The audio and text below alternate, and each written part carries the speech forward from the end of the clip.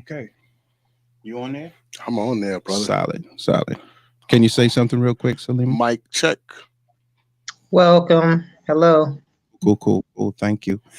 All right, we are live. This is Jamil Salib Zamir out of Manning, South Carolina. Sincerely thanking anyone that will tune into this broadcast. We have a very special guest with us today. We're going to introduce her in a minute. We have a book review today. Excellent book. Very good read. You can find it on Amazon.com under Saleemah L. Graham. And you can get it on... you can get it through Kindle or you can get the physical copy. Very good book, When God Was Effervescent. We're going to go into that today. I got my co-host, Dale Castro. Castro is in the building. Is in the building. We have Miss Saleemah on the line. Yeah. I'm going to read the opening, the dedication to this book. Then we're going to do the intro. Then we're going to go right into the subject matter. Right. Thank y'all for tuning in. Jamil Salib Tyrone? Zamir, Manning, South Carolina. Let me read this. When God Was Effervescent. This is, I didn't even know what effervescent meant. I had to go look up the word. I'm so No, you didn't. Yeah, I did. Yeah, I apologize, man. Anyway, listen to this dedication, man. Dedicated to Sanaa and Sade. Mom has done enough living for all of us. While I know you will have to walk your own road, I encourage you to always fight for yourself. Do great with your life and do it to the glory of God. In memory of the late Herbert Andrew Graham Jr. and Belinda Graham, Terry, Mommy, thank you for showing me realness and humanity. You pulled no punches, and no matter what, you were honest with me. Getting to know the real you helped me to see God in his pureness. Daddy, you were my first boyfriend.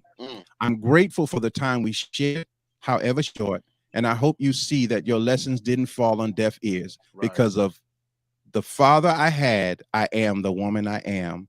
Love you. Excellent intro. This is Jamil Salib Zamir. You are on like it is. Myself, Dale Castro Powell. After the intro, we are coming right back with Miss Saleemah Graham. Thank you so very much for tuning in to this month installment of the 19 Report. I am your host, Brother Johnny. I walked a thin line between right and wrong, took my fears to God, then I wrote this song. The spirit kept calling, so I answered the phone, and then I manned up and got some backbone. My mind resonates at a much higher tone, solid foundation, empire zone. 3 mountains, I'm in one, right to left counted, 9 and then 1, left to right switch it, 1 and then 9, west to east, south to north, a thin line. I know Christ exists, cause his mercy allows me a chance to stand 3 on a square. Yeah, we in there. Yeah, we are in there, Miss Saleemah. There you go, you are back. All right, ladies and gentlemen, this book with God Was Effervescent. I want to read the definition of effervescent because it threw me a little bit after reading the book. I am inspired by it because to see God through such trials is definitely a blessing and a gift. But effervescence, to come to life, bubbling, vivacious, active, etc. The bubbling of a solution due to the escape of gas. The gas may form by a chemical reaction, as in a fermenting liquid, or by coming out of solutions after having been under pressure, as in a carbonated drink. This is out of the British and Wilson English Dictionary 2012. We're talking with Miss Saleemah today. When God Was Effervescent. This is her book, published in 2013. It is kind of could we call it a biography? Catharsis. Thank you for the correction. It is a catharsis, and it is highlighting certain journeys that she went through in her life that got her to the point where she is. And you want to pay close attention to this today. Yeah, to what we're talking about, because when we come to where it brought her in her life and you see how the pieces of this puzzle came together, it's awe-inspiring. And the journeys that she traveled, I hope, will help a lot of our young people realize that life's journey is not easy, but we're able to accomplish much in the walk. So Miss Saleemah, please introduce yourself and talk a little bit, and we will start. Peace and love, family. My name is Saleemah Graham Fleming, formerly Saleemah L. Graham, author of When God Was Effervescent. I wrote this book literally the day I came home after giving birth to my second born child. Okay. So that was roughly March 2nd of 2008. Okay. Okay. Little did I know it would take me 5 years to write 91 pages, Whoa. because it's a difference between writing nonfiction and fiction. And when you have to go back to places of such raw circumstances, for lack of a better term, it brings up things. That's And right. so writing the book was not only therapeutic, but it was it revealed me to me on a level that I probably would not have been revealed to myself. Understood. Right. Understood. And So so continue. so I ended up taking 5 years to write the book. And in the course of me writing this book, I moved from one state. I moved from the state of New Jersey to the state of Maryland, and then back again because my mother, my biological mother, was ailing. And when I shared with her what I was doing, I remember being her caretaker and still writing this book. And when she passed away, she told me I had to write the book. Oh man. So having her blessing gave me a little bit of a push, but bear in mind, I still had to care for her. And that by itself was heavy and weighty. But I think when I wrote the book, it was more like kind of like a task that you have to get done, and it's like, it's finished. And so I don't think I did a great job at promoting it. Still feeling accomplished in doing it, but knowing that, going back, if I could, have, promoted it better, I probably should have, because it ended up touching so many people. I ended up getting some feedback from someone from a whole nother country saying, oh my God, you really helped me through this hard time, because after seeing you going through so much at such a young age, I felt like it would be robbery for me not to persevere. And that was inspiring, by itself. Well, the book itself is very inspiring. I want to go, you started off in the book talking about your mother, correct? Yeah. So the preface of the book is actually my parents' meeting. Right. That's right. So a lot of first person speech there, right? Right. And a lot of illustration too. Right. So once you get past, we go into chapter 1. Let's go into a little bit about your life, the struggles of your coming up, growing up, where you were, the situations you were put in. Okay. Well, it's kind of hard for me to do such a thing because I don't want to give the story away as the author. But just starting out, I think just keeping it kind of general, being born into circumstances that are not necessarily favorable. Right. So poverty, drug abuse, domestic violence, things like that. Those things do have a true impact on young children. And I think the misconception is amongst older people, is that they're too young to understand. Right. But even though they might not have the full out competency of what's going on, but they're still impacted by that trauma. I mentioned talking about, me and my siblings living place to place, and, the onset of my abuse and things like that. And I think it's important, I'm speaking, and I had to go all the way back to how I felt as that 4 and 5-year-old girl, right? I couldn't take it from the perception of me as an adult. And so in writing those things, it really did take a lot out of me. And not to get ahead of the story, but I remember getting to chapter 2 and literally crying my eyes out.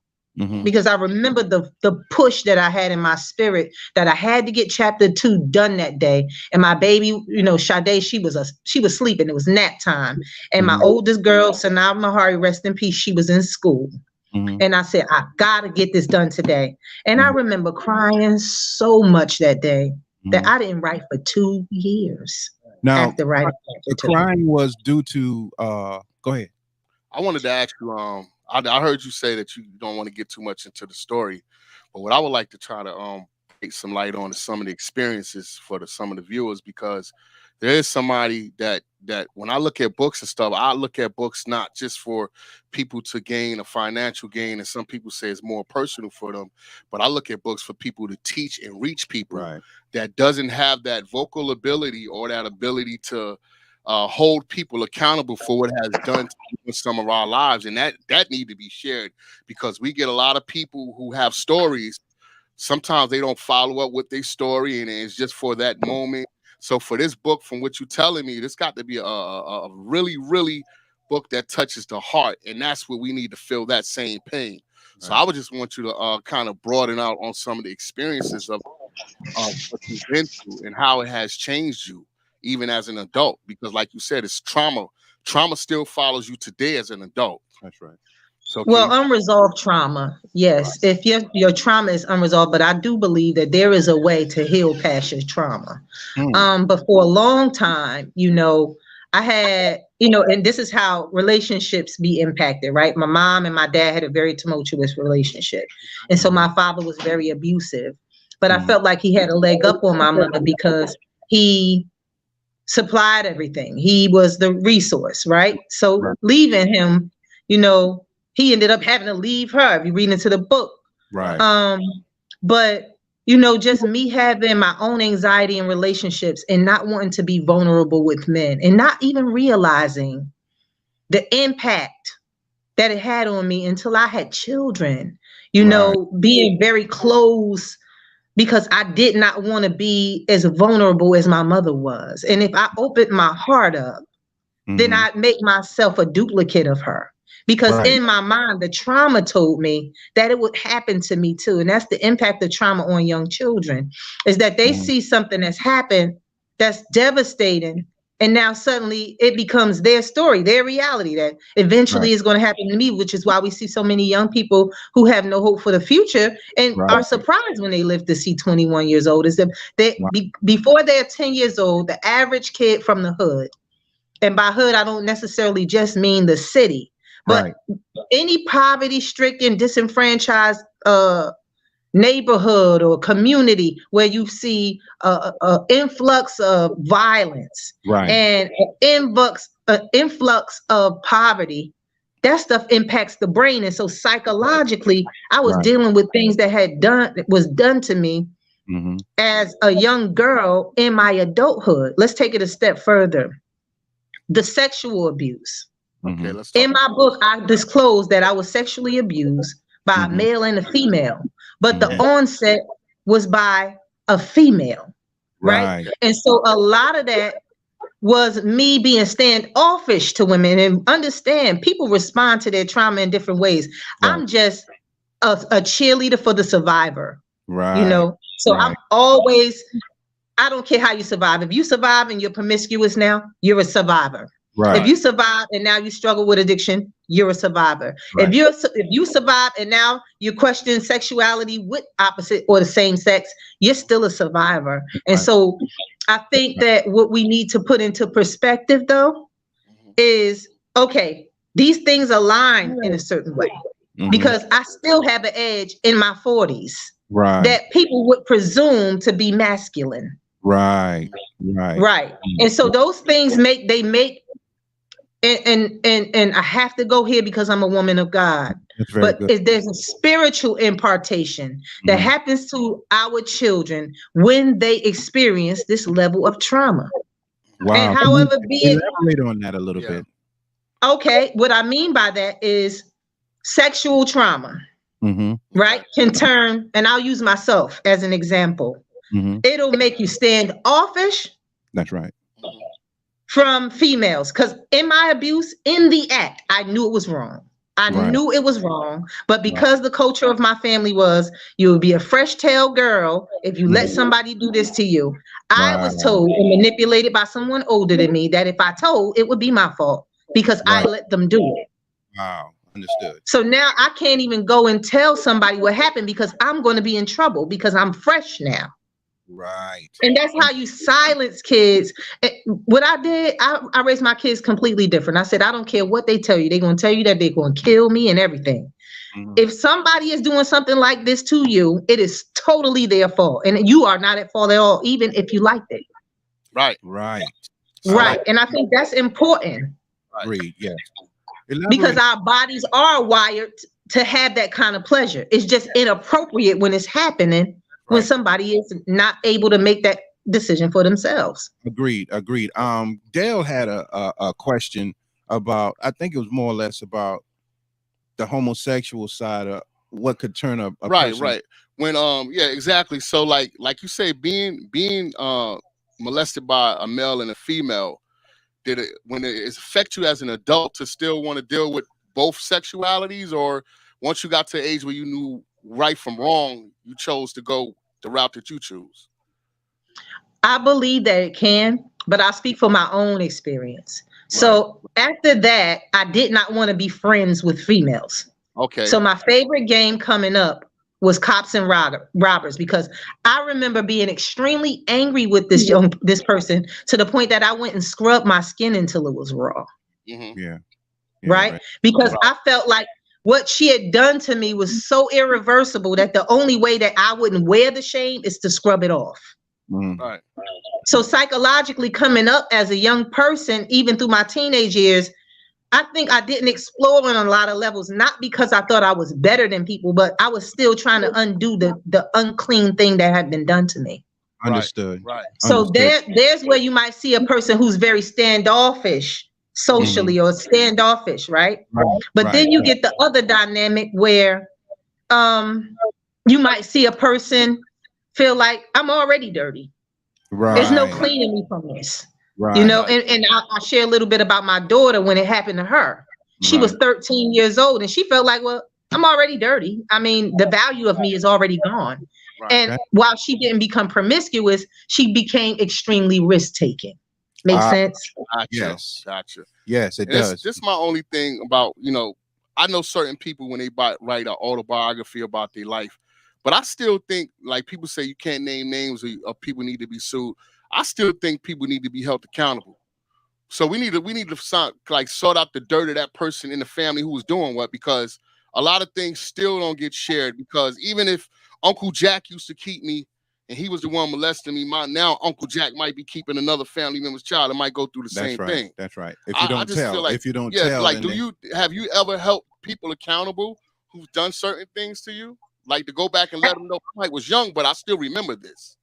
Right. And so my male abuser, he's dead now. Okay. And from what I understand, my female abuser is too. But I don't have contact with the female. She was not a family member. Right. But I remember the male family member being around some kids, and I told the people, the parents or the guardians, don't let him be around this person. Because this is what they did to me. And it totally fell on deaf ears. Then there was another instance. I have two younger sisters who are 16 and 18 years younger than me. And my abuser came to my mother's house and called himself trying to pick my little sister up without a diaper on. And I lost it. Right. Because now it's not a secret and we're not going to ignore it. But if I'm being honest, we never addressed it as a family. I never heard, even with me telling my mother what happened, I never seen her confront him about it. Right. So how do you think that makes me feel as a vulnerable I might as well not say nothing because there's nothing going to be done. But I had to become my own advocate, which is why from maybe third grade and up, I became very aggressive because I didn't want to be victimized. And so I would be aggressive to the point that I started to become disrespectful. But nobody ever asked me what happened. Right. That's heavy. We're talking with Miss Saleemah Graham Fleming about her book, When God Was Effervescent. It's available on Amazon right now. I would suggest that anyone, especially in the South, Miss Saleemah, we have a lot of incestual relationships here. We have a lot of where the pastors and preachers are molesting children. Nobody says and no one says anything, and they're suffering in silence. And you made a statement just now that you're molested, even if it's pleasurable, it's still molestation. A lot of times, and I'm speaking from experience, once it becomes pleasurable, you might want it again, but it's still molestation. It is, and it still affects the mind in a way, because it's creating a dynamic that puts you in a situation where you really don't know right from wrong. And for you to talk about this in your book, first of all, I read the book, and as soon as I read that part, I reached out to you and told you I couldn't read any more of it, because the way you write, you really put a person into the story. So I commend you on that. And I would encourage people to go to Amazon, look under Saleemah Graham. It's not Fleming on, is it? Yeah, it's not Fleming there. Right. As an author, I'm always going to be Saleemah L. Graham. Yeah, it's under Saleemah L. Graham, and you can get the hard copy, and you can also get the Kindle copy, the way you can read it on Amazon Kindle. It is a very good book to not only read, but to discuss, because in the South, we have a really bad problem with hiding things. Yeah, you put that correct. Yeah, and also with the effects of what hiding things has done. Right, it does. A lot of children are acting out. And I want to ask you this question, Saleemah. Going through stuff like that, like you say, you speak from experience. What do you think the prevention can be for us parents to try to not let our kids go through the same things that we went through? Because there are some parents in the world that feel like just because they went through something, it's okay for their child to go through something. That makes them tough. Oh, it's okay, it's tough love or whatever. And I never really agreed with that ever in life. I think if I went through something, I didn't want my child to go through something. You know, what do you think the prevention? How can we get our kids to open up to us, to let us know if something like this happened? Well, first we gotta address the elephant of unhealed trauma, right? You mentioned trauma stays with, but it's the unhealed trauma that stays with you. Now, granted, things are going to happen, but I think education is very, very primal. I don't teach my kids, about your nicknames for genital parts. Because I wanted my 2-year-old and my 3-year-old to be able to tell me if somebody touched them in an inappropriate way. Right. And, a lot of times little kids don't really even know what to call their genital parts. Right. That's the number one. But then the other part is the parent has a responsibility to heal. And this is something that we don't ever really want to address. We put the weight of rehabilitation on children. Wow. Oh, you went through this and this is how you're going to get out of it, young kid. But what happened to the mother that thought it was all right to have boyfriend after boyfriend when one of her mother's boyfriends raped her? That's right. Let's talk about that. Yeah. We need to address that. We need more accountability. Now, there are going to be parents that's like, all right, I don't have that going on in my life because of what happened to me, or I know it happened to someone, and so I'm not going to create that. But listen, telling your kids in a time where they can click on something and see something you don't want them to see, that they're too young for a thing. You just have to have established trust with your child where you're honest and that you set boundaries. Right. And they know that they can come to you no matter what. Right. Agreed. Do you think we sometimes you have to have that? Yep. Do you think we sometimes push our children in harm's way? I think subconsciously, yes and no, because a lot of times people are living out their healed trauma by not being paranoid. There you go. For me, my kids didn't go and spend a night. I just didn't do it. But now that I have my younger girl, it's like lighten up a little bit, but you have to be vigilant and you have to be watchful and you have to be prayerful because we'll be sending our kids into a den of wolves and not even know it, because my mother used to say often, the devil know he ugly. He gonna dress up. He's not gonna come to you with the pitchfork and the red. The devil know he ugly. He knows it. He don't lie. I keep those things away that look too perfect. Right. That's right. I need to see you in all 4 seasons. Who are you when you're angry? Who are you when things don't go your way? Right. That's heavy. You don't just get my children. My children are prized possessions of mine. Right. I wouldn't just give you $1 million. Right. Just to keep my children so I can go to the club. Yes. That's what I'm saying. No. In harm's way. But see, I think. Okay. I think immaturity does it. You know, I don't think it's intentional. I don't think anybody just says, you know what, I want to drop my kid over Uncle so-and-so's house so he can molest my son. I don't think anybody thinks that way. I don't care if it happened to them and they feel like it's somewhat warranted. Right. I think that most of the time people get in on something because society or culture pushes them to tell them that they're supposed to have it right now, knowing that they're not necessarily ready. I came out of grad school and people told me, when you get married, when you doing this, and I said, hold on. Putting you in positions you're not ready for. Right.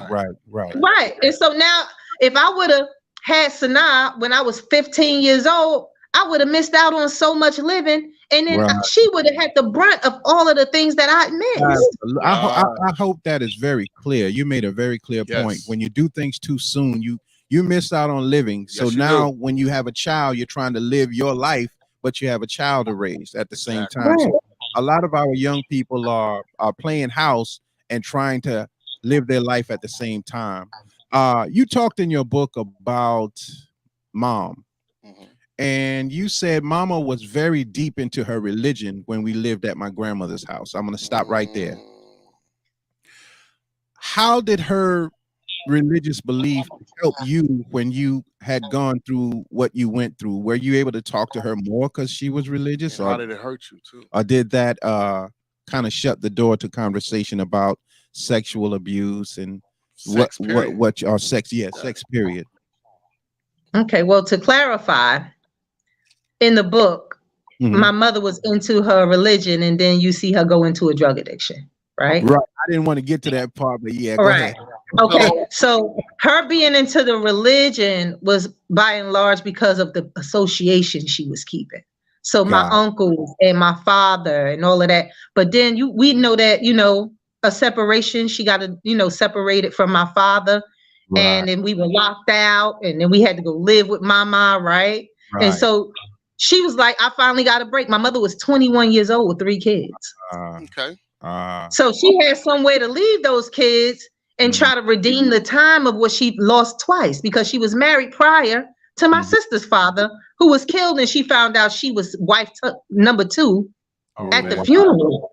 Oh, man. So after finding that out, and then now, I don't want to give anything. No, let it go. Let it go. Let it go. You give us one page. So I mean, it's so many moving parts. Yeah, it's a lot. And then it's like, oh, okay, all this is happening. All of the kids are like, what happened? Why is this happening to us? But when you start to explore the backstory and all the moving parts, it's like, oh, now see, at 27, I could be like, but I couldn't do it at 17. Right. I couldn't do it at 9. Right. That's right. I was abandoned. And my mother loved drugs more than she loved me. Okay. Oh, that's deep. What eased up? That's heavy. Bit? I didn't want to say. I'd rather you say it because you say it better. So I don't want.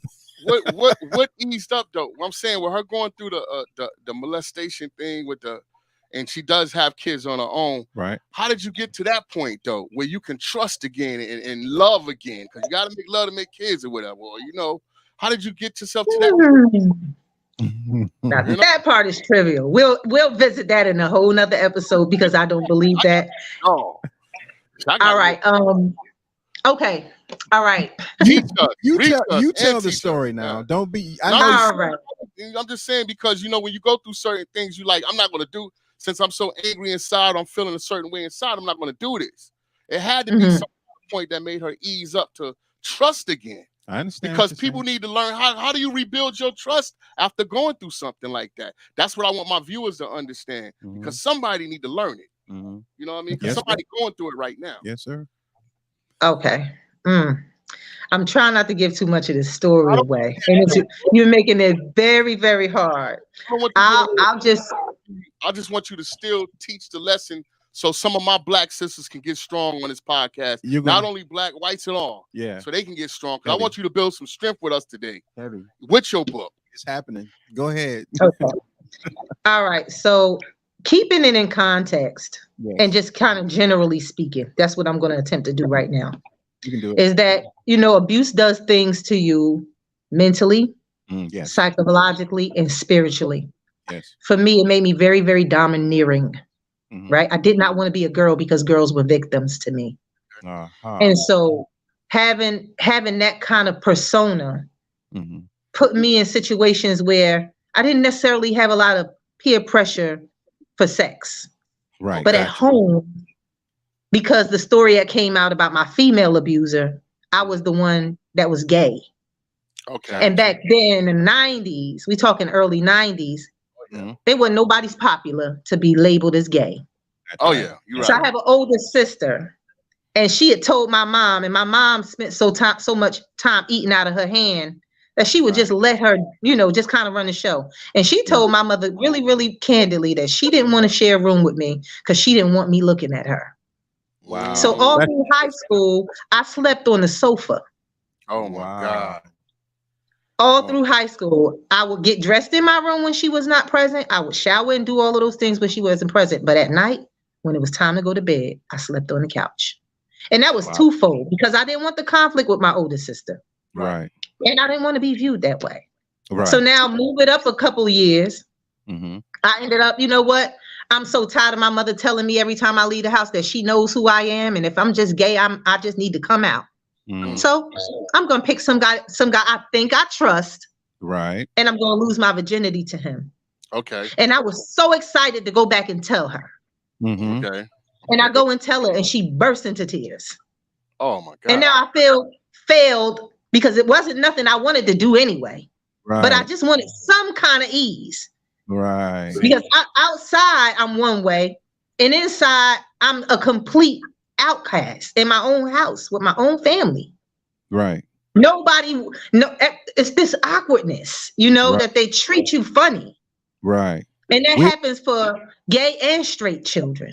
Yes, it does. We are talking with Miss Saleemah Graham Fleming about her book, When God Was Effervescent. Now, if you really want a story that you can relate to, if you want a story that you can see yourself in, that will open up your mind to conversation because she was bold enough to write it in a book, this is the book that you want to get. Put this on your list for this year. Put this on your list for young girls and also for young boys. When God Was Effervescent, it's available on Amazon.com under the title of Saleemah L. Graham. You find it there. I purchased it, the ebook. I mean, I must have read it in like 3 days. Right. It's 90 how many pages? 91? 91 pages. 91 pages, but the meat in the book can help so many people. Right. If we can read the book, because now, and I don't want to jump off subject, but they're putting all of these new rules in the school system where you can't talk about sexuality, you can't talk about race. When you can get a book like this, When God Was Effervescent, and you can read it and relate to it, you can discuss the book and you can juxtapose yourself into the book as Miss Saleemah or another character, another reality in the book, and you can begin to release a lot of pressure. This is my opinion, off of yourself by seeing that she said things, as she said, that we were told not to say. That's the power of the book, being able to say things that, and the elders, you can't blame them. They got taught a certain way and they carried on with that. So they poisoned us, not intentionally. They didn't do it intentionally, but we have to rectify it. When God Was Effervescent, this is Miss Saleemah Graham Fleming. We're speaking with her now about the book. We just got into, because if anybody was just coming on, they would be like, what was that? Because you're so powerful. They think we arguing or something, but no, this is the power of the words, power of the book. Now, we were talking about mom. You talked about her addiction. You talked about how you were mistreated. But in the beginning of the book, and this is how I feel about my parents, the way you feel, you still thank them and you still express love for them because, now correct me if I'm wrong and elaborate on it, because the lessons they taught you were based upon you seeing what they did and deciding, I'm going to do that, but I'm not going to do that. I'm going to take some of this, but I'm going to leave that. And now I have to try not to mention some of the that I did do that they did. Right. Go ahead. All right. So it wasn't necessarily that. It was just there's a scripture in the Bible that says if you train up a child in the way that they should go when he is old, he will not depart from it. Okay. Didn't say that he wasn't going to have his own experience to get him to the when he is old, right? And it's a gracious blessing to get to the when they are old. And in today's time, we don't see a lot of that happen. In my own case, me losing a child, but I think I had to scave over a few of the things that they did do so that it would humble me and take me away from the judgment that I placed on them. Because a lot of times children, we just think like, yeah, I know you was going through all of that, but you were supposed to be my father.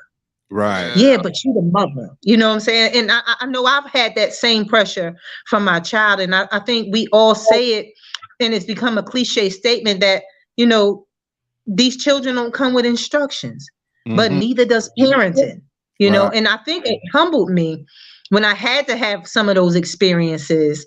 And when I'm in it and seeing that, oh, it's not so easy to get out of this after all, or it's not so easy for me to make this judgment after all. You know what I'm saying? It made me see my mother as a woman. I began to see Belinda at a certain point, and not just the woman who was supposed to be my mother. Okay. And then, and just kind of in the same, I began to see Hubert Andrew, and not just my father. That these people, before they became my parents, they had goals and aspirations and dreams all on their own that may have been a little bit sidetracked or even put away because I come. Right. And that impact doesn't change. Right. Yes. What I want to ask you, how did it affect you as you being a parent, the things that you went through? Well, the first thing was I was so domineering, and that's not a good thing. Okay. And we can talk about that in another show. About how important it is for a woman to be confident in her rightful place. I think that the wording throws a lot of women off, especially when you are like headstrong. Telling somebody to stay in your place is kind of like, hold on, don't talk to me that way. But when you say it from a place of power, because being a woman of a certain age, I know that being a woman has powers that are not supposed to resemble a man's. Right? And then on top of it, it is supposed to complement it, but it is still its own domain that shares it with nobody else. That's right. But I had to grow there. Right. So going to speak about how I got my children, let's go back to the comfort that the brother mentioned about. My kid's father was my first little boyfriend when I was 5 years old. I've been knowing him all my life. Right. So there was a certain level of comfort I had already had with this person, right? And so it just made better sense. He was already a part of my family. I wouldn't have to be too vulnerable, right? So from that 24-year in and out relationship came 2 beautiful children. Real. That's real. It wasn't until it was time to get married. Because then when you have children, you automatically start to see why people told you needed 2 people to do this thing. Right. So now I decide, okay, I'm falling in love with somebody and not being comfortable with them. Totally different. Because those things are different. Sometimes you're blessed if you can get the same thing, right? Right. Exactly. But in my situation, I was just totally comfortable with my ex. And we've had this conversation, so this is not a diss. Right. But I think even up until now, we still have a certain level of home with each other. Because we share so much history. Right. That's but then when I fell in love with my ex-husband, I immediately wanted to address what was wrong because love corrects on its own. That's why the Bible says that love is patient and kind and it's long suffering and it doesn't keep wrongs, because love corrects by itself. When you really love somebody, there'll be some things that nobody ain't gonna have to tell you to change.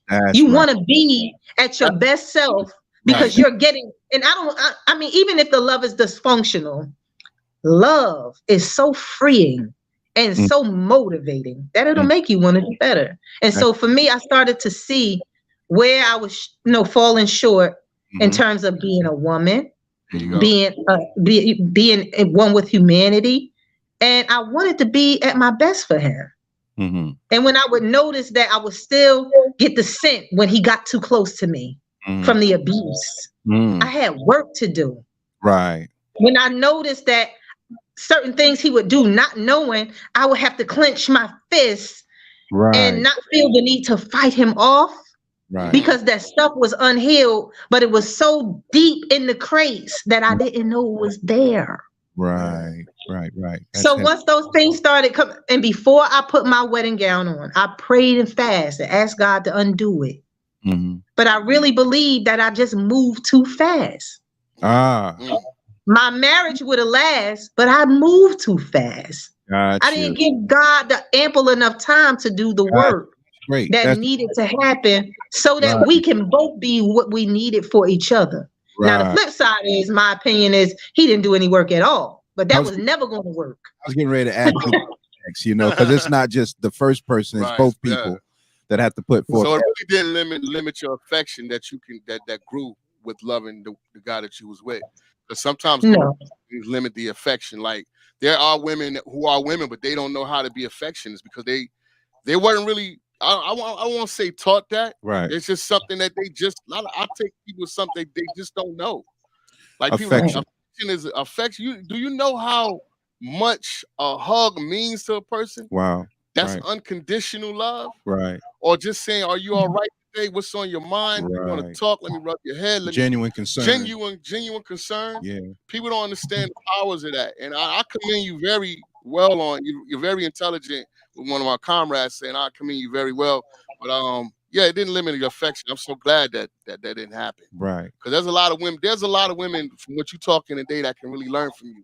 Because I believe you're standing strong. I believe and that's what I wanted. That's what I wanted to bring out also of our dialogue and conversation today, was for people to learn. Yeah. And it can be reached to people because there's a lot of people watching. Yeah. Now let's talk a little bit about internal strife in the home. Yeah. And then we're going to get into where you started writing, including in your writing prayers. Very, very heartfelt prayers. But the conflict with, I believe, your mother and your grandmother, we're not going into it, but that kind of took you to a point where I think I read the first prayer that you wrote in the book. And I want to read the prayer, if that's okay. The prayer is my prayer. It says, I don't know how I feel, but I know how I should feel, scared. The little bottle mommy had is not good, but what it does, it do. If I'm reading that correctly. I don't know how I feel, but I know I should feel sad. Mama is crying and Uncle Philip is just hugging her. But why is he not saying nothing to us? I don't know how I should feel, but I know I should feel mad. Before Mama cried, she was cursing, and she only cursed when she's mad. I don't know how I should feel, but I know I should feel ashamed, because when that little bottle hit the floor, Mommy face changed, and she didn't even look at us again. She just looked at the floor and then towards the door, and then she was gone. A lot of turmoil in your thinking at that point. Would I be correct in assuming that? Yes, very accurate. Okay. You're reading this stuff, and I can. It's almost like I'm being transposed back to that. Right. I could see it, open vision, see it, and everything. And I got a smile on my face today. But I remember the days when that used to make me cry, just even, hearing it. Mm-hmm. I can't help but think about children who go through this kind of thing, who have to live like this now. And we're in the era of now. We're back. We're kind of cycling back, right? And you guys are like along with me in terms of age, where we're seeing when the crack epidemic and that stuff was popular. Yeah. And now we're seeing the same thing with the pills and the fentanyl and all of that stuff.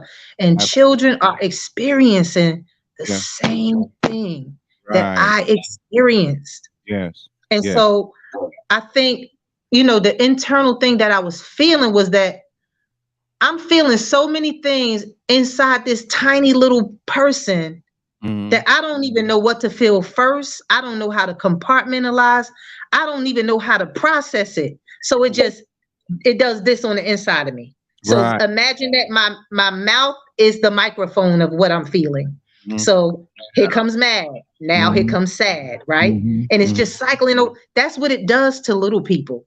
Right. So that's why you see, little Javon is at the schoolhouse and he threw a chair, but then he spent 2 hours in the principal's office screaming and crying and kicking the door and crying. Right. It's too much inside of him. And you ask him to hold it, and grown people can't. Right. Yes. That's heavy. Yes. Agreed. Did some of the things you went through, right? Did it cause any kind of illnesses like PTSD, bipolar, or anything? Well, see, you got to tell the brother to read the book, because if you read the book, every tree has a root, right? That's right. Every tree has the root. That's still a question. I wanted Dale here because he's so raw with his questions. Yo, listen to this. You gotta get to it. I mean, because I'm hearing the strength, right? Like you said, every tree has a root, right? That tree is not gonna stand too long if you don't give it the nurture. Y'all can relate, Jersey and New York. But the thing is, because I've experienced some things myself as well that I won't go into. That's another show. But what I'm saying is, there is an effect on people who stand strong like you. And people look at you now. You got a book, you strong, you standing up, but you got to have a breakdown moment sometimes. You're only human. You got to read the book, beloved. You got to read the book, because all right, if I tell you all of it, don't tell you have no reason to read the book. So there are several breakdowns in the story. Right. Some that have served as badges of both honor and shame. Right. True indeed. Right. You better with that. After the dark, like Pac said, after the night comes a brighter day. I'm talking about but bigger than that. I'm going somewhere with this. That when you are that tree, right? That both positive things and negative things feed those roots and make them strong. They're either going to make the roots that you don't need strong, and make them strong in a negative way, or they're going to make the roots that you do need strong and make them strong in a positive way. That's good. But that's what happens. I mean, and that's just not me. That's us as a people in general, human nature. Right. But how it served me today, and I think I'm kind of glad you asked me that question, is that if people knew about the roots, they would understand why my response was what it was when my daughter was found murdered. Exactly. It seems like by listening to you, I hear the strength. I hear the strength in your voice. But I know from coming from a place like you, we shared some of the same experience on our kids leaving this world early. I know that from my experience, being so strong, because I'm strong like you are, people don't think that we have our breaking points. They don't think that people need to check on us. Right. Everybody want to lean, but nobody want to say, hey man, let me sit down, take your shoes off, relax a little bit. They don't want to hear your story. Really. They ask you if you're okay, but they don't want to hear the answer. And I hear that make sense? And I know, and one thing, hold on, John, let me get this out. And one thing I do know about you from talking to you this little bit of time, it does cause you to be defensive a lot. Am I right? Not anymore. The irony of this whole conversation, that this segment by itself, I was in church before I got to you guys. Right. And I didn't tell nobody, but for a cool week, I would always get these pains in my chest. And my pastor was praying for me, and I began to cry. And I don't cry in front of people. I just, as a rule. Because again, that domineering thing that still has this, residual effects. But I had a real good cry today. Excellent. And I'm probably going to posture myself to cry some more, because going back to healing that trauma is when it's time for me to be who I need to be for my children, I need to be healthy doing that. Right. Yes. Or when it's time for me to, approach that new venture of a relationship eventually, I want to be healed for that. I don't want. I mean, we all come with some level of baggage, but I don't. What I already have going on, that's just excess. Right. And I mean, some things you can do away with. You know, some things you can. Now, the grief of my daughter, I'm going to live with that. You know, that's something, you know, that's just going to be with me. But I can deal with suppressing my feelings because that's a learned behavior. Right. That's not a life, you know, change. That's a learned behavior. That's something that I can fix. Right. And then it makes me healthy too. So I've learned, you know, and talking about the PSTD, you know, addressing what I've been doing is when certain things come up, I check it mentally. Oh, stop, you're doing it again. Don't do it. Don't do it right now. And sometimes it's a course of me talking it out in here first. You know, and sometimes if I know I'm off, I'll just say, you know what? No lives today. No social media, no heavy interaction today because you're off and you need to get yourself together. You know, and then sometimes people need to see the authenticity of who I am. Right. And when I'm not feeling it, you know what I'm saying? To remind them of what you said, beloved, when you said people don't want you, they don't care if you're all right. Most people, when you are that kind of strong, they just want you to be all right for them. There you go. There you go. Go back, Saleemah. When you say learned behavior when dealing with your daughter's death, explain that to me when you say learned behavior. Okay, so that strength, because you heard me say it, if you've been watching the story, I said a lot. Yeah, you know, everybody don't deserve to see my tears, and that's a fact. That's true. But I was saying it as a defense. And that's the internal check-ins, right? I know the posture in which I'm saying a thing. So I know where it's coming from. So if I'm like this already, it's like, whoa, wait a minute, baby. Why are you doing that? Why are you doing that? Let's get behind the why of that. Oh, because nobody's not going to take advantage of me. And at first it was, I'm a grieving mom who found out her daughter was brutally murdered after 24 days missing. Right. And I didn't want the news to see me crying because I knew that would be the story. Right. Right. That's a healthy why. It's a healthy why because justice was the thing that I'm pursuing. Right. But I needed to cry nevertheless. That just wasn't the setting to do so. Right. But what I did was I got so busy that the times that I should have been somewhere crying, I was busy. Understood. That's a learned behavior. Right. There you go. Okay, would you consider that behavior detrimental? It could be over time. Over time. I mean, it could over time. It is because it affects the body. Cause you to implode. Right. I mean, we are God images, right? Mind, body, and spirit. We're God images. Right. So if we suppress something from happening on one level, it'll manifest on another. Another level. Okay. Agreed. That's very, very clear. Very good. Very good. Again, we're talking to Miss Saleemah L. Graham. The book is available on Amazon.com. When God Was Effervescent. She even gives the definition of effervescent because I was lost. I don't know.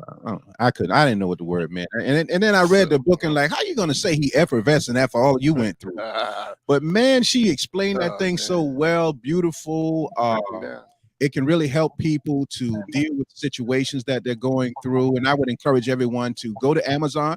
You can get the book on ebook, very inexpensive, or you can get the hard copy.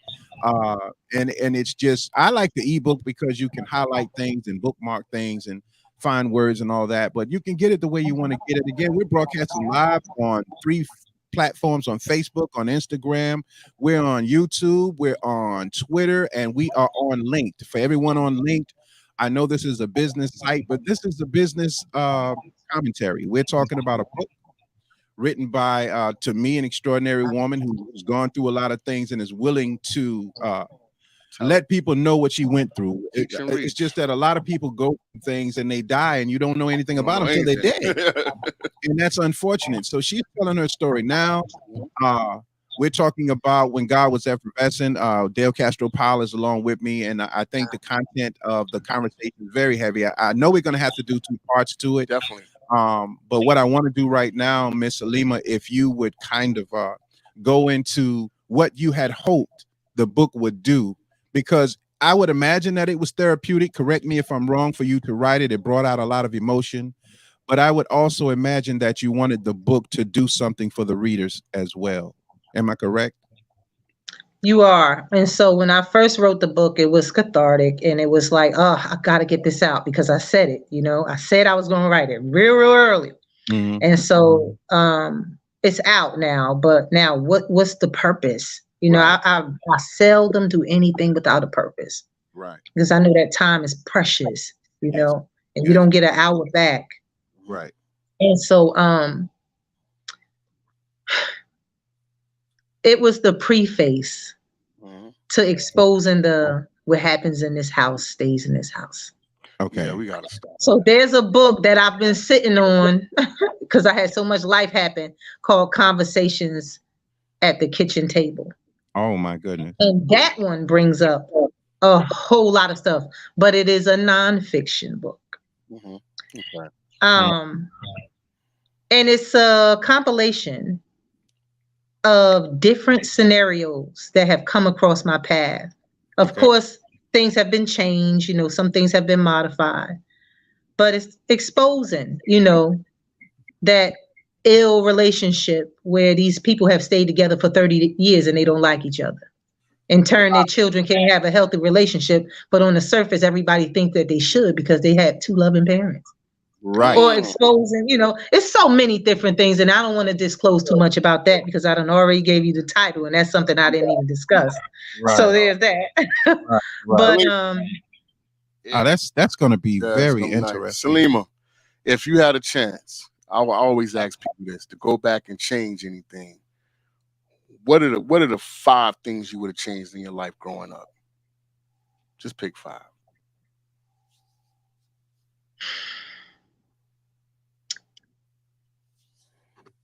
I know I'm going to sound real crazy to say this, but I wouldn't change a thing. Yeah. And the reason is I wouldn't be her if I did. Right. Take a lot. And I really, really like this person. Solid. I like her. You know what I'm saying? I love her, but I like her. That's great. And sometimes we love ourselves and we don't like ourselves. Right. Or like ourselves and don't love ourselves. Mm-hmm. I am a sum of all my parts. Mm-hmm. I'm a sum of all of it. And it's like my life is one big spiritual gumbo. Some of the stuff don't make sense, but when it's all together, Right. I like it. I like it. I think I'm dope to me. That's what's up. To Right. me. Yeah. But I should feel that way. Yeah, you should. You should. But I mean, and I think anybody listening to this or who will listen to this, if you have overcome, you have survived, you're super dope.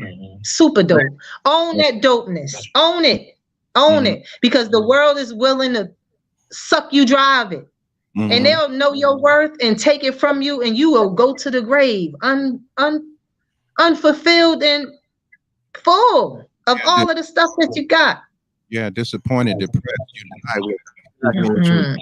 What would you say? What would you say to that young girl who's keeping this secret inside of her today, going through being molested and don't know how to tell nobody? What would you say to her today?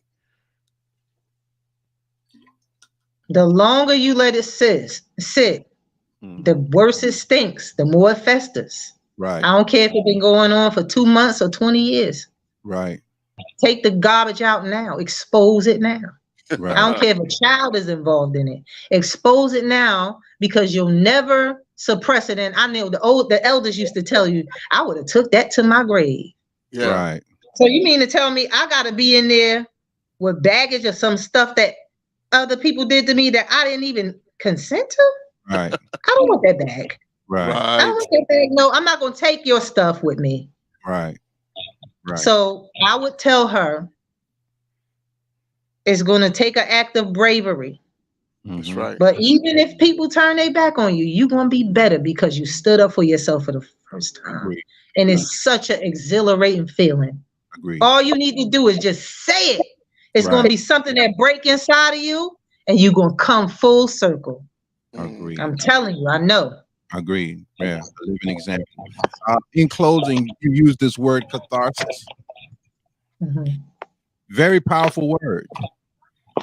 For anyone that may not understand what releasing hurt and pain is like. Can you explain that a little bit? You describe your book as a catharsis, correct?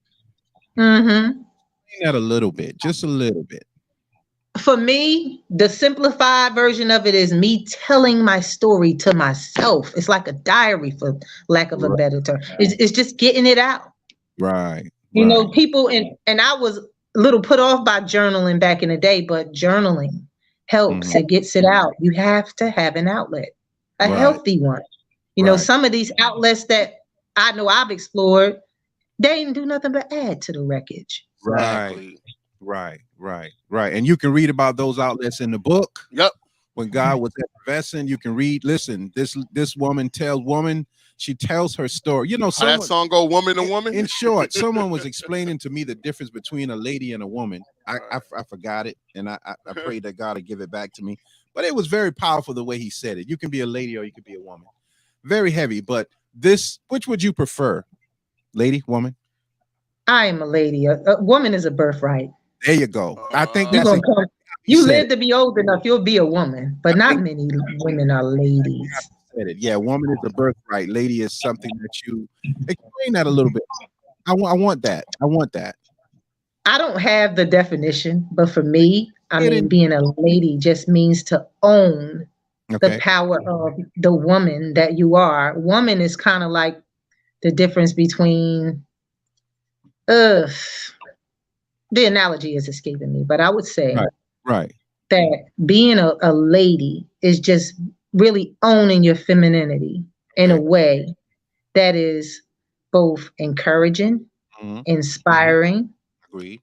and motivating to Agreed. all those around you. So you get to do that for your children. You get to Right. do that for your business partners and your colleagues. You get to Right. do that for your spouse or your other half. You get to Right. do that in the world because Agreed. it's kind of like the seed that feeds the plant, right? Right. The man is the soil, but and some people will reverse it that way, but we're life givers. We That's life givers to purpose.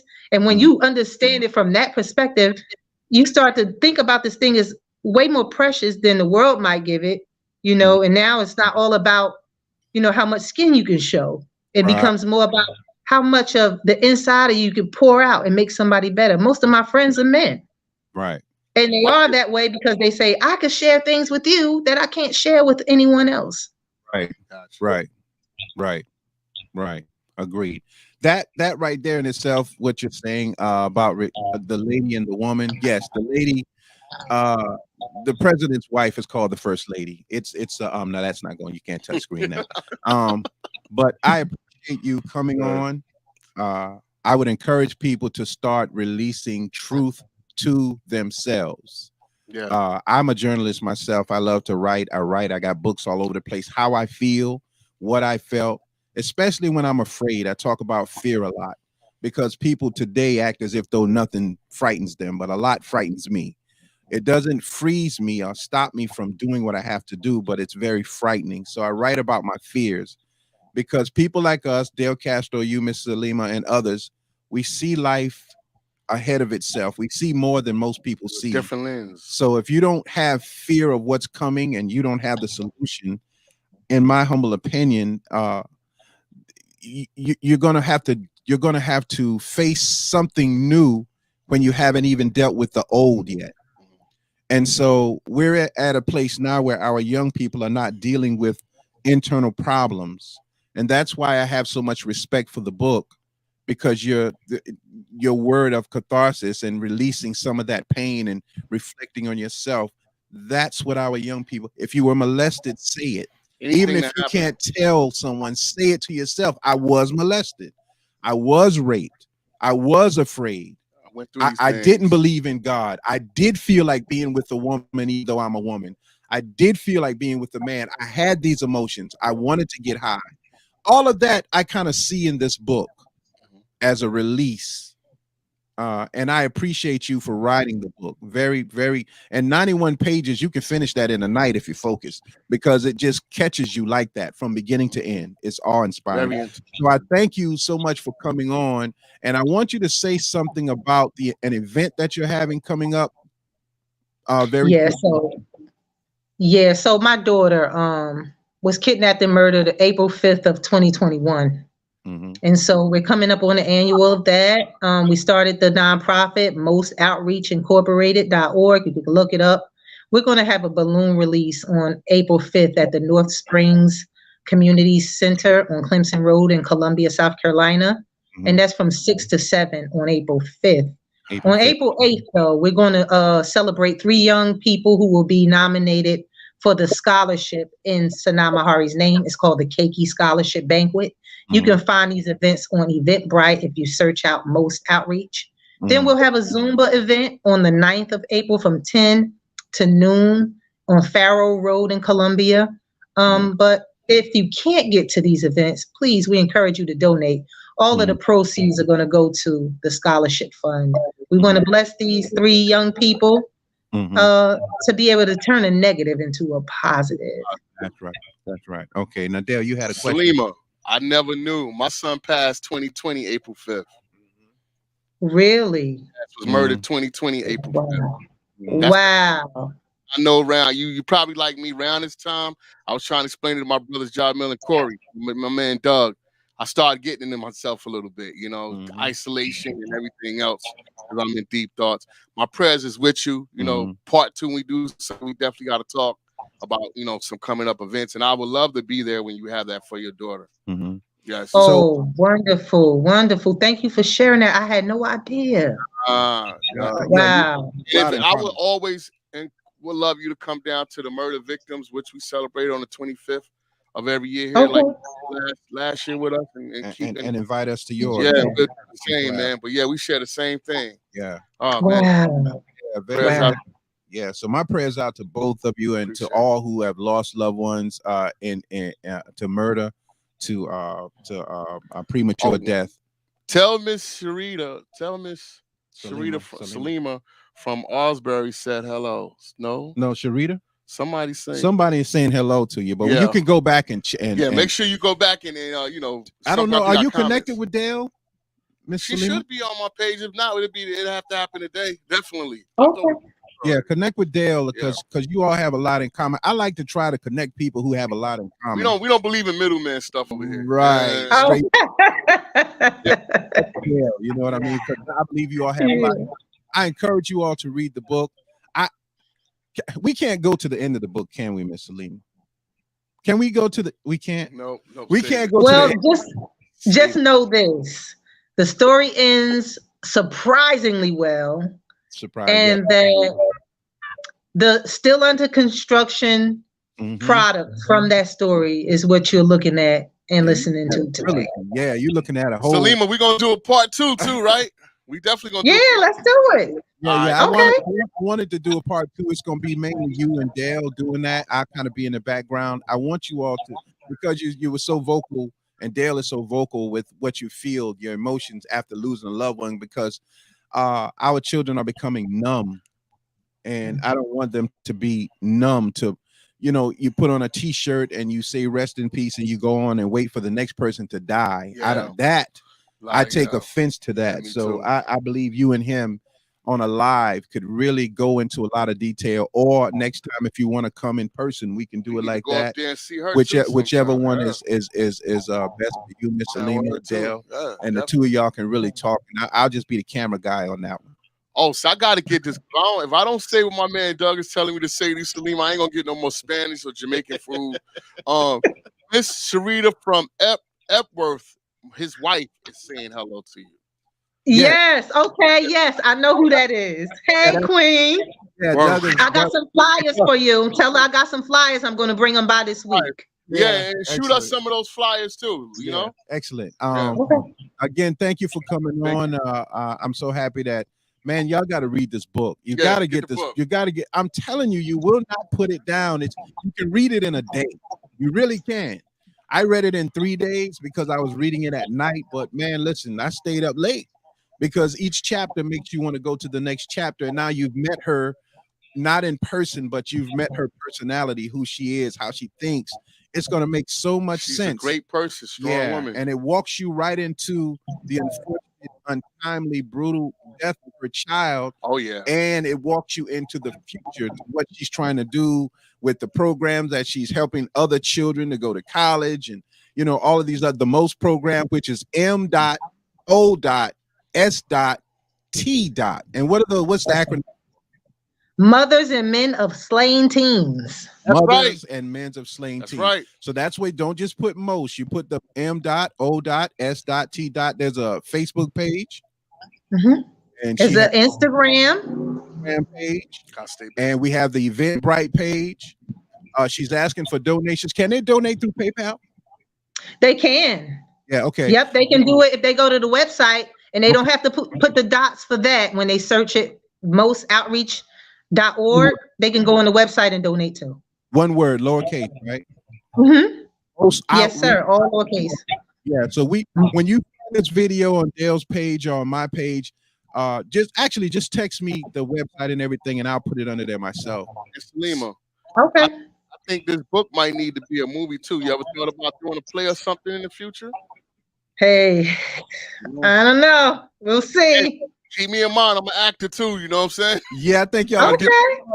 I do it all. I think y'all will do great with that. We got a lot of things going on this way. I like it. I would like to see it as a what do you call it? A short story. Yeah, maybe we can like little 15-minute segments of the book acted out. It could be by God's permission, it could be done. So just whenever you get yourself in a position, we'll be able to do some more things. But I want what you're doing to be acknowledged and publicized and promoted and participated in, tag us and contributed to. So thank you so much for coming on, Mr. Saleemah. Now we're going to set up another show very soon, very, very soon, so you and Dale can talk about what's going on with you now after the loss of a child. Oh yeah.